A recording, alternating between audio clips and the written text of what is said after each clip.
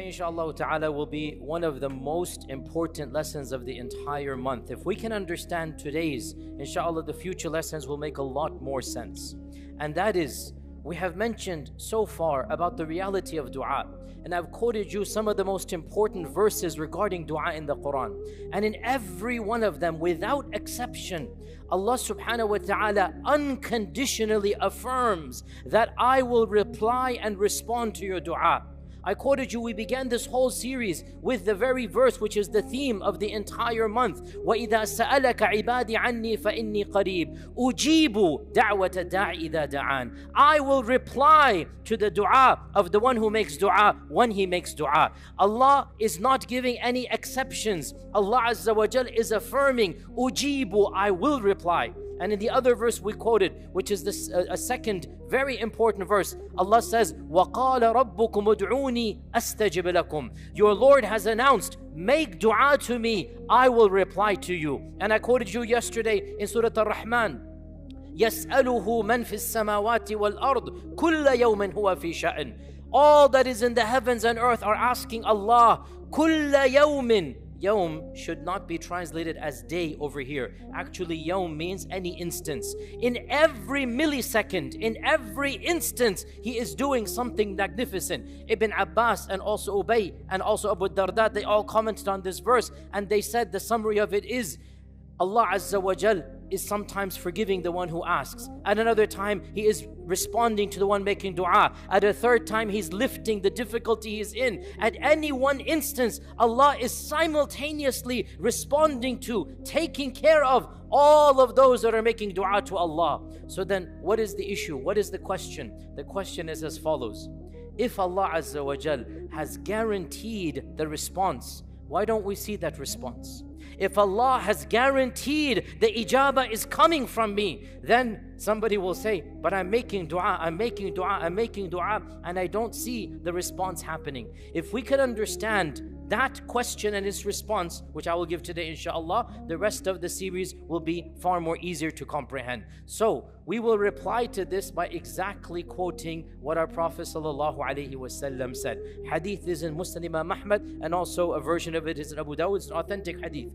The Prophet ﷺ said, Ma min Muslim, and there's not a single Muslim who makes a dua to Allah subhanahu wa ta'ala except that Allah gives him, listen to this, ihda thalath, one of three things.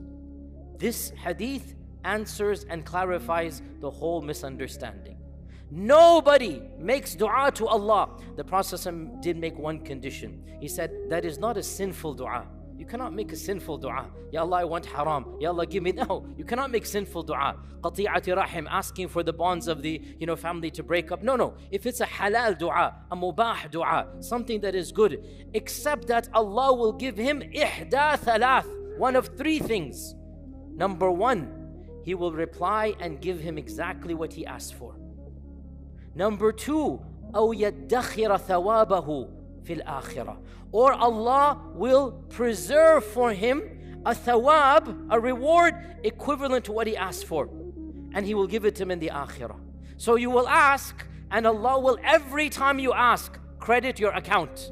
You will get a bank balance, halal bank balance, Allah's balance. You will get, and you will see it on the Day of Judgment. Every time you make dua, commensurate to that dua, proportional to that dua, you will get Allah's thawab. Yadakhiruhu, it's saved for you. You will not see it, but the ijabah is there, and you will see it in the akhirah. Or what is the third thing? أو يصرف عنه, or He will avert from him a bala, a calamity that was otherwise destined. There was a trial that Allah had destined for this person, but simply because he made dua, equivalent to that positive, Allah will eliminate a negative, that you will not face it in your life because of that dua.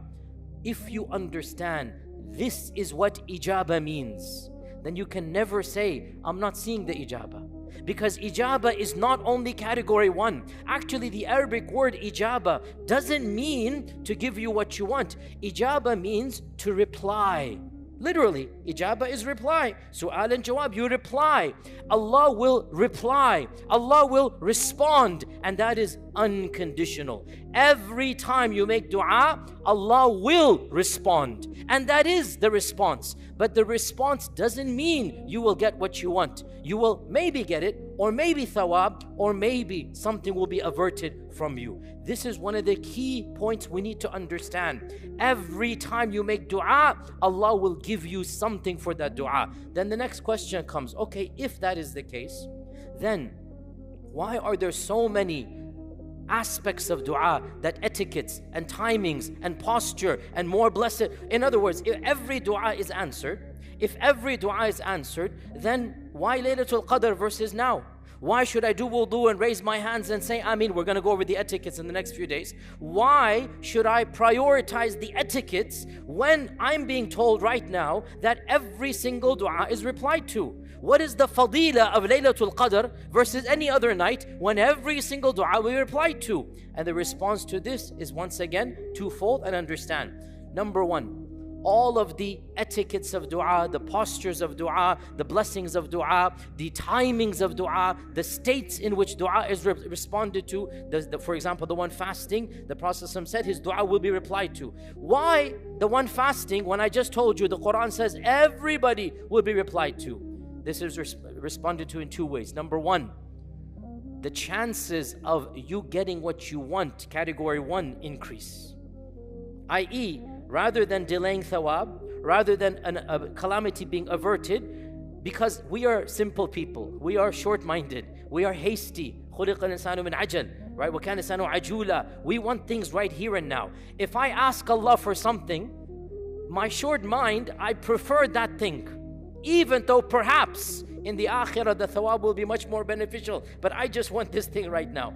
So when we follow the etiquettes of dua, the timings of dua, the blessed opportunities of dua, one of the things that happens, we increase the chances of number one versus number two and number three. Is that clear? Right? That's the first thing that happens. And the second thing that happens is that when we are eager to follow the etiquettes and follow all of the adab and all of the requirements are met, then actually we increase the numbers 2 and 3, even if we don't see it in this world. We are being blessed more for making dua on Laylatul Qadr. The thawab we will get on Laylatul Qadr will be much more than the thawab we will get on any other night. Hence, those blessed timings and those blessed states and following the adab will automatically increase Allah's ijabah in any of the categories. The potential for Allah's ijabah will increase manifold. So if we understand this point, then insha'Allah ta'ala everything else will be easier. I want to conclude with two very beautiful traditions. The first one,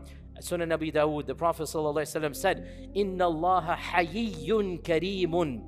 Allah Azza wa Jal is hayy. He is full of majestic shyness. Hayy, he has haya, he has shyness. Kareem, he is ever generous. Yastahyi min abdihi. He is embarrassed from his own abd, from his own servant. When the abd raises his hands to Allah asking something, that those hands come back empty without having given him something. Answering dua is a part of Allah's perfection and majesty. Allah is Al-Kareem. You know, when we're sitting in the car at the traffic light and a beggar comes knocking on our door, Wallah, even if we don't give, we feel haya. Come on, I needs food. We feel a sense of shyness and embarrassment. And al-haya'u min al-iman. It's a sign of iman. How much more so when Allah, who is Al-Hayy, when Allah is asked by one of His servants, Allah Azza wa Jal is not going to allow your hand to come back absolutely empty. And the final hadith I'll mention, the very hadith that I said, that Allah gives one of three things. Either you get what you want, or you get thawab, or you get averted a calamity. One of the Sahaba said, Ya Rasulullah, if this is true, إِذَن نُكْثِرْ. Ya Rasulullah, we're going to be asking Allah for kathir. I mean, you're telling me there is no limit. You're telling me I can ask and ask and ask. And for sure, one of these three things will happen. Put a stop to this. You have to put a limit. Or else if you don't, Ya Rasulullah, if you leave the door open, well then I'm going to ask and ask and ask and ask. إِذَن نُكْثِرْ. And the Prophet smiled and said to him, Allahu Akbar. Allah is even more than all you can ask for. So go ahead, O Muslim, be greedy. This is halal greed. Be greedy. You want Allah to give you. You want Allah to reply. You want Allah's ijabah. Allah is not stingy, and Allah has khaza'in of samawati and ard. So ask Allah and continue to ask, and ask Allah for the smallest, and ask Allah for the biggest, and ask Allah in the morning, and ask Allah in the evening, and never stop to ask Allah anything you need. And be assured, be guaranteed, every time you make dua, Allah is giving an ijabah. And we will continue inshallah ta'ala on this point and others day after tomorrow inshallah. Wassalamu alaikum wa rahmatullahi wa barakatuh.